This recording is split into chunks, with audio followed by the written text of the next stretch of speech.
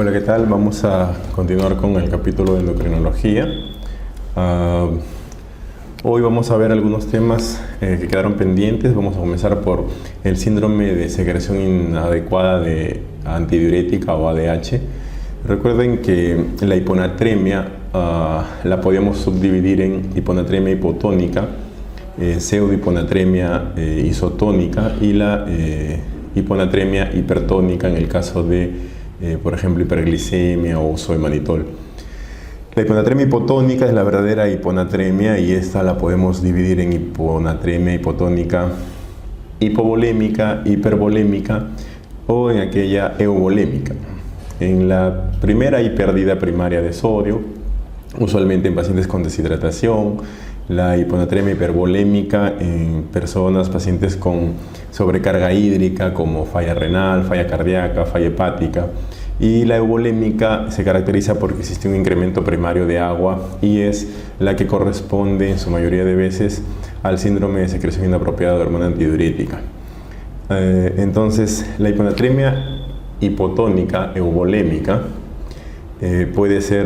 podemos dividirla en dos tipos: aquella con orina diluida, es que tiene un sodio urinario de menos de 20, y aquí están dos entidades, la polidipsia primaria 1 y la potomanía, que es un trastorno neuropsiquiátrico caracterizado por el consumo vehemente de agua.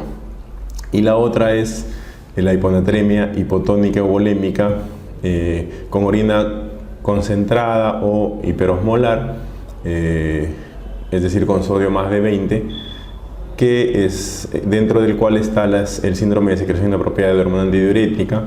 También está el hipotiroidismo, la insuficiencia suprarrenal y el uso crónico de tiazidas, ¿no? Esto lo podemos observar en algunos pacientes, sobre todo adultos mayores, que usan las tiazidas como antihipertensivos. Si notan acá, tenemos tres trastornos endocrinológicos que me producen hiponatremia hipotónica euvolémica con sodio más de 20 en orina, ¿no? Hipotiroidismo, insuficiencia suprarrenal y SIHAT. Por tanto, usualmente hacemos el screening de estos tres trastornos endocrinológicos cuando tenemos un paciente con este tipo de hiponatremia, ¿no? Recuerden que al ser euvolémica, estos pacientes no presentan signos de sobrecarga hídrica, es decir, no hay edemas, ni tampoco signos de deshidratación, es decir, van a tener funciones vitales completamente normales. Hay criterios diagnósticos para SIHAT. Cuando estamos frente a una hiponatremia hiposmolar euvolémica,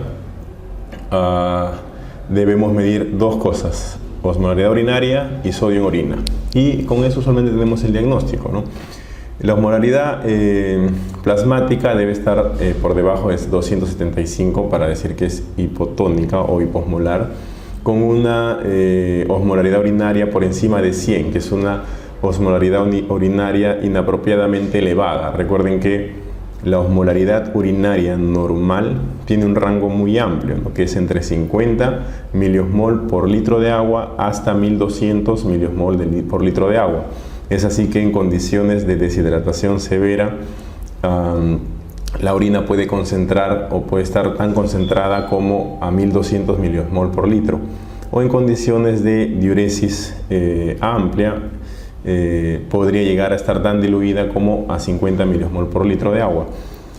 Sin embargo, cuando una persona tiene hiponatremia, la respuesta normal del riñón es retener sodio en mayor cantidad que agua. Por tanto, lo que deberíamos esperar es una orina diluida, ¿no? Para poder compensar y tener un balance positivo de sodio hacia el plasma. En este caso, nosotros tenemos hiponatremia con orina concentrada, por eso decimos que es una orina inapropiadamente hiperosmolar, ¿no? O una concentración, una osmolaridad inapropiadamente elevada, ¿no? Entonces, el sodio urinario debe estar en más de 40. Como les digo, la respuesta usual debería ser que el sodio esté por debajo de 40, o sea, debe haber una orina diluida.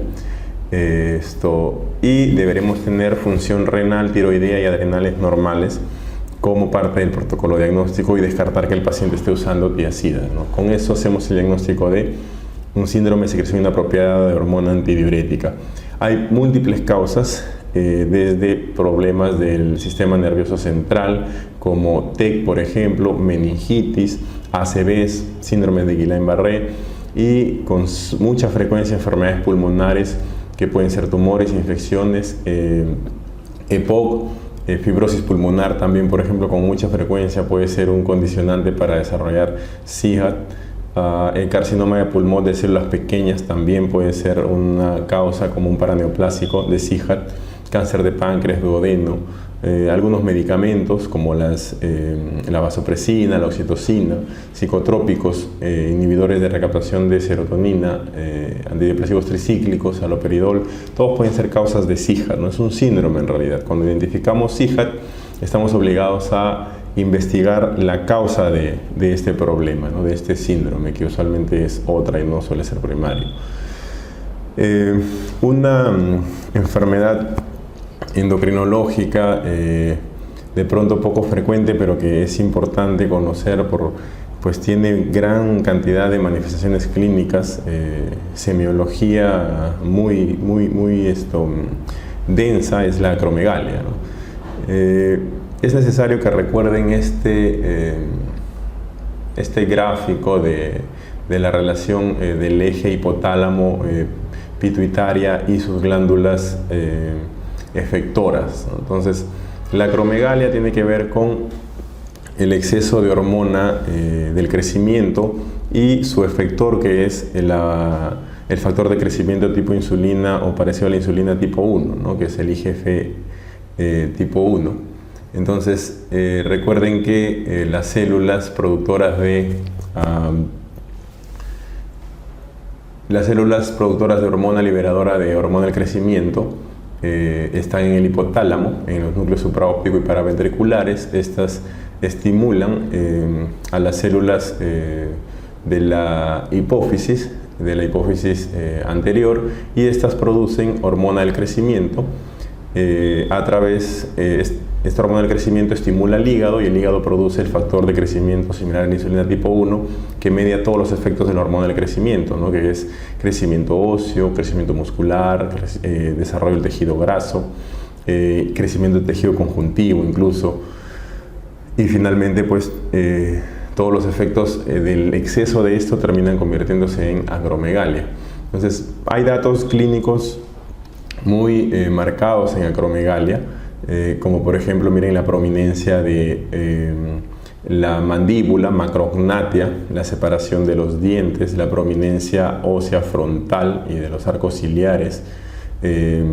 Suele haber macroglosia, la nariz se perfila mucho y se agranda, se ensancha bastante. Es por desarrollo de todo este tejido en cara que se pueden ver todas estas manifestaciones clínicas. La incidencia de la acromegalia es más o menos 6 a 8 por millón por personas año, y aparece entre 40 y 45 años de edad más o menos. El curso clínico es muy prolongado, ¿no? Desde que aparece el tumor productor de GH, de hormona del crecimiento, hasta que se desarrollan todas esta signología, pueden pasar entre 10 a 12 años.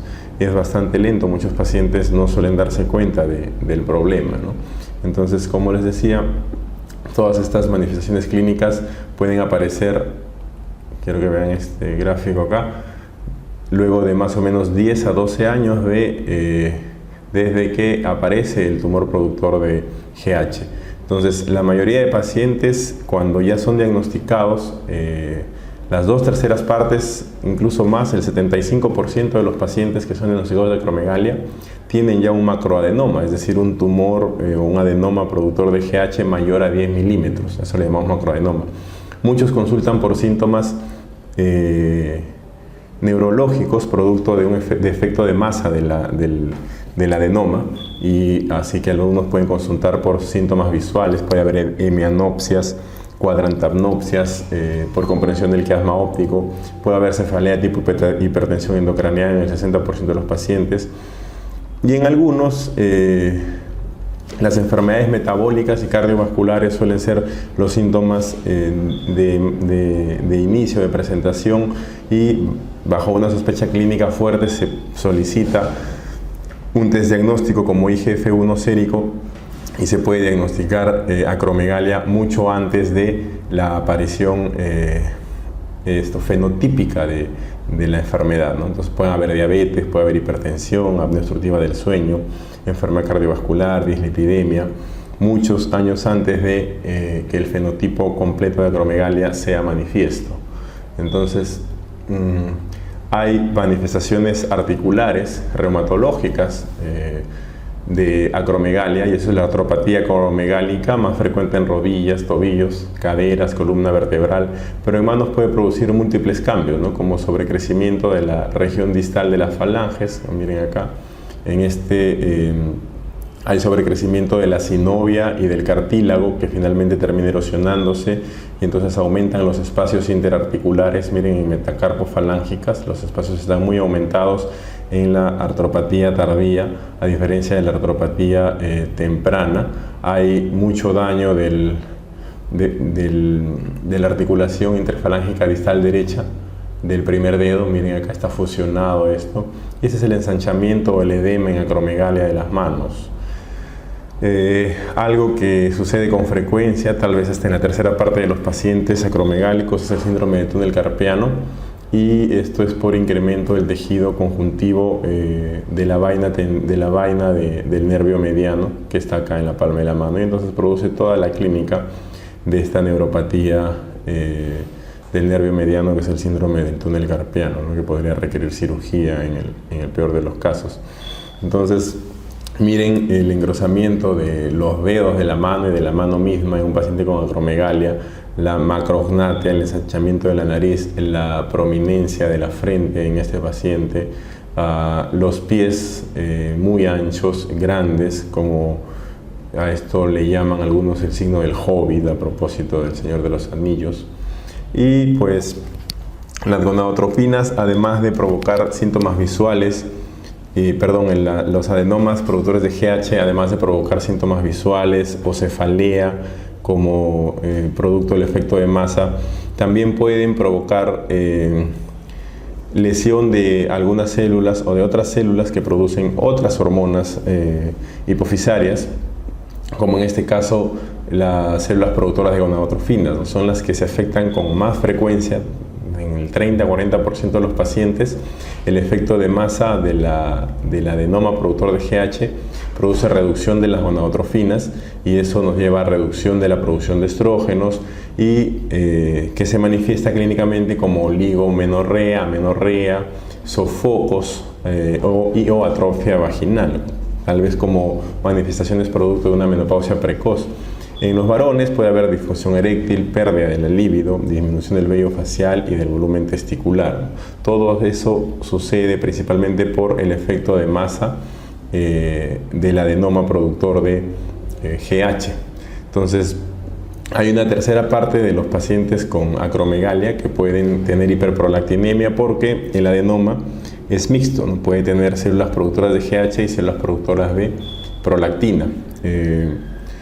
Entonces, no es infrecuente encontrar niveles de prolactina elevados en un paciente con acromegalia. Miren, para resumir todas estas manifestaciones clínicas: la nariz ensanchada, macrognatia, la frente prominente, hay macroglosia también, gran crecimiento de las manos, miren abajo, engrosamiento y edema en los párpados, ahí puede haber agrandamiento de la nariz, aumento de la porosidad, los dientes se separan, todo es producto del exceso de IGF-1. Puede haber manifestaciones cardiovasculares como hipertrofia cardíaca a predominio ventrículo izquierdo, hay hipertensión arterial, puede haber disfunción diastólica, arritmias, les dije hace un rato dislipidemia, diabetes. Entonces, y también la acromegalia implica un riesgo de cáncer bastante incrementado, ¿no? Casi 3 veces el riesgo de cáncer de colon y esófago principalmente, y esto es por el incremento de la proliferación celular epitelial a este nivel. Hay una serie de causas de acromegalia, sin embargo, la causa más frecuente es un adenoma de células de GH, y hasta en el 30% es un adenoma mixto, ¿no? Productor de células de GH y de prolactina. Puede haber un adenoma plurihormonal también, además de prolactina, productor de otras hormonas. Hay algunos síndromes familiares y que son raros, y el exceso o la producción ectópica de GH, que también es rara, como un tumor de células de islotes pancreáticos, por ejemplo. Y las causas iatrogénicas, cuando se indica exceso de GH, o esto se ve con cierta frecuencia en gente que lo usa para culturismo. La hormona del crecimiento es usada por muchos culturistas para aumento de la masa muscular, y si se utiliza en forma excesiva podría provocar acromegalia o signos de acromegalia, ¿no? El diagnóstico es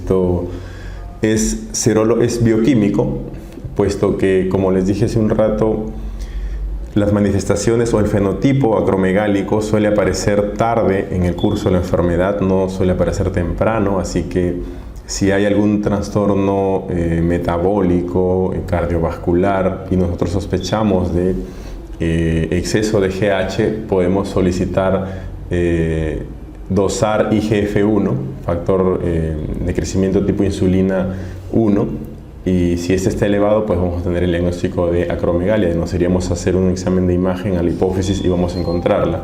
Entonces, el diagnóstico es bioquímico, no requiere la presencia de las características fenotípicas típicas o la presencia de un tumor hipofisio en resonancia también, porque podemos tener un síndrome de silla turca vacía, y eso no descarta la presencia de acromegalia si tenemos el IGF-1 elevado, ¿no? Por tanto, la mejor prueba individual para el diagnóstico de acromegalia es la medición del IGF-1.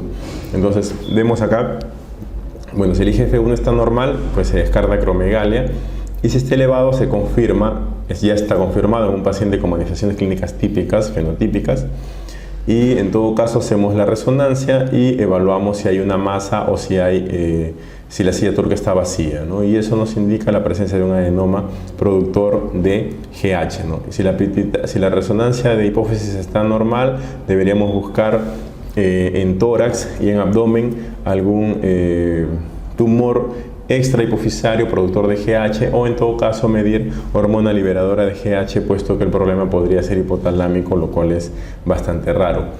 Cuando el IGF-1 esté en un nivel dudoso, podemos hacer test de tolerancia oral a la glucosa, ¿no? Medir niveles de GH con el test de tolerancia oral a la glucosa. La respuesta normal luego de 75 gramos de glucosa es que a las 2 horas los niveles de GH estén suprimidos. Entonces eso descarta acromegalia. Pero la respuesta inadecuada o la supresión inadecuada de los niveles de GH luego del test de tolerancia oral a la glucosa indica con mucha probabilidad acromegalia o un adenoma productor de GH. El tratamiento de la acromegalia, de preferencia de elección, es quirúrgico con cirugía transfenoidal. Si eso es factible, pues se realiza la cirugía.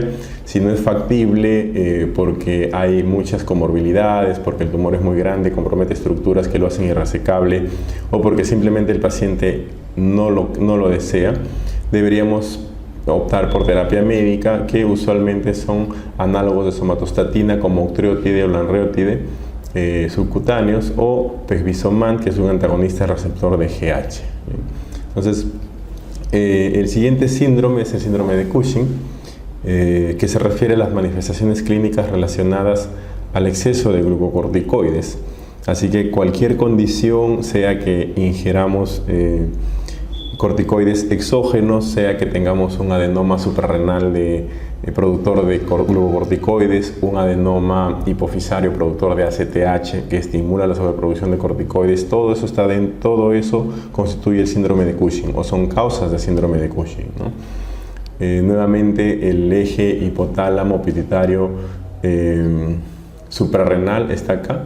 La ACTH es producida por las células basófilas, estimuladas por la hormona liberadora de corticotropina que viene desde el hipotálamo, desde estas células productoras de hormonas liberadoras, y la ACTH termina estimulando la corteza suprarrenal, principalmente la zona fascicular.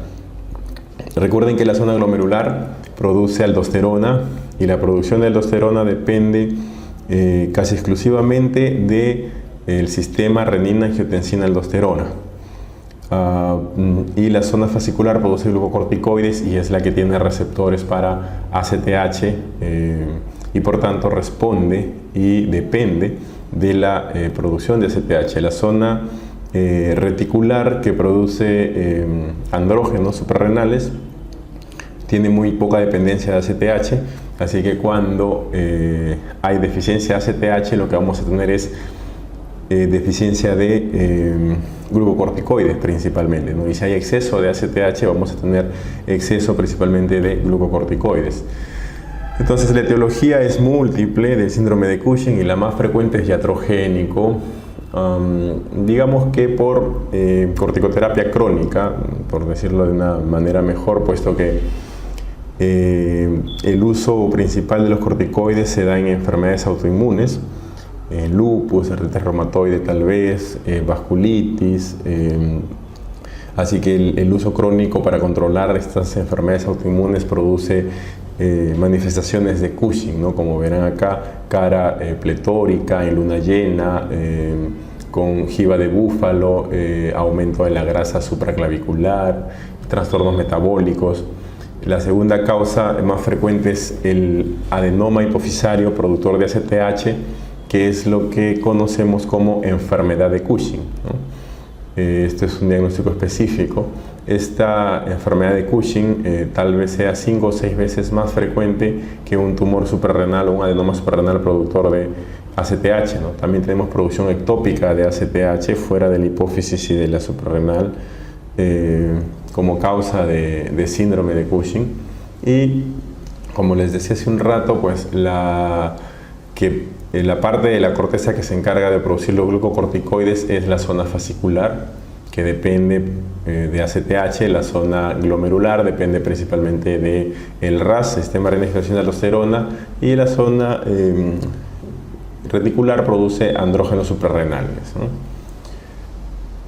Estas es las vías de síntesis de los esteroides adrenales. Recuerden que el compuesto base es el colesterol. A partir del colesterol se produce pregnenolona, luego y progesterona, luego los 17 hidroxi derivados, a partir de los que por la 21 hidroxilasa se produce cortisol y aldosterona, y la 17-20 hidroxilasa se producen los andrógenos suprarrenales, ¿no?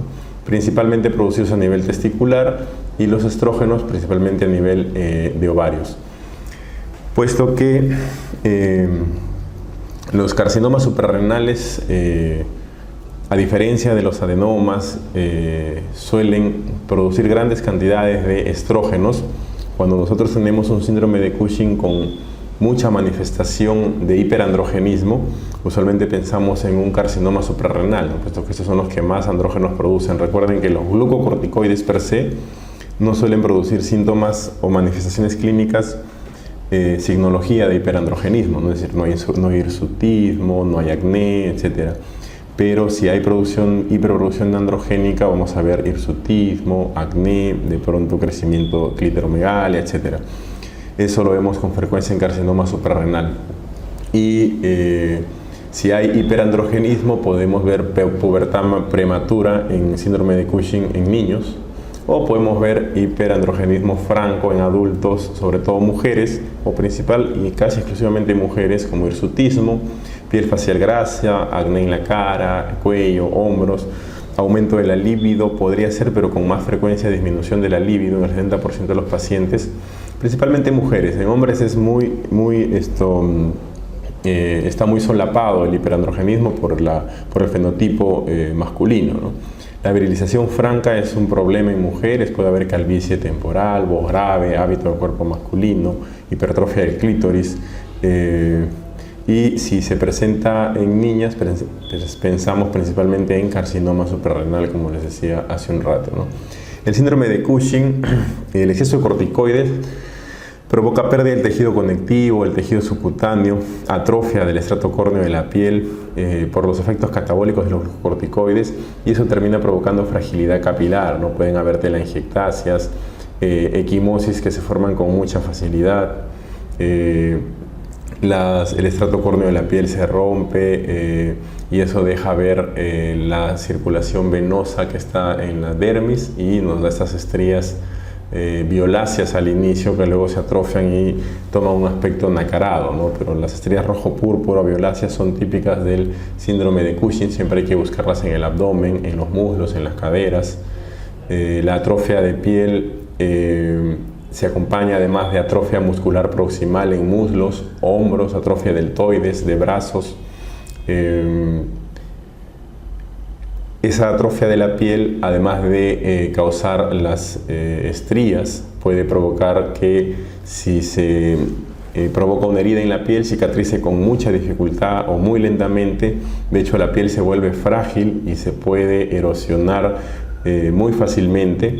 Se puede desprender, incluso si ustedes colocan un esparadrapo, el esparadrapo puede desprender completamente la piel y provocar una herida que luego tiene problemas para cicatrizar, ¿no? Es esto bastante frecuente en Cushing, este problema, y pues se altera toda el sistema inmunitario en la piel, y eso puede predisponer a infecciones micóticas. Muchos pacientes tienen lesiones de tiña extensas, tiña incógnito, en inguinal, en abdomen, puede haber en cara, tiña corporis, tiña en las uñas, tiña en el pie. Las infecciones micóticas son muy frecuentes en los pacientes con síndrome de Cushing, ¿no? En algunos puede haber hiperpigmentación por exceso de ACTH, sobre todo en enfermedad de Cushing, cuando es un adenoma productor de ACTH, sea hipofisario o extrahipofisario, o sea, ectópico. Y también se puede ver hiperpigmentación en pacientes con síndrome de Nelson, que sucede luego de la suprarrenalectomía bilateral, ¿no? Cuando se resecan las dos glándulas suprarrenales. Entonces la ausencia de cortisol libera a la hipófisis el feedback negativo de este último. Por tanto, las células corticotropas empiezan a producir grandes cantidades de ACTH, se empiezan a hipertrofiar y eventualmente forman un tumor productor de ACTH en la hipófisis. Y el exceso de ACTH produce hiperpigmentación, y a eso le llamamos síndrome de Nelson, ¿no? Que es la hiperpigmentación secundaria a un tumor hipofisario productor de ACTH seguido de la suprarrenalectomía bilateral. Entonces, ¿por qué el ACTH provoca hiperpigmentación? Pues tiene que ver con la propio melanocortina, ¿no? Que la vamos a describir en un momento.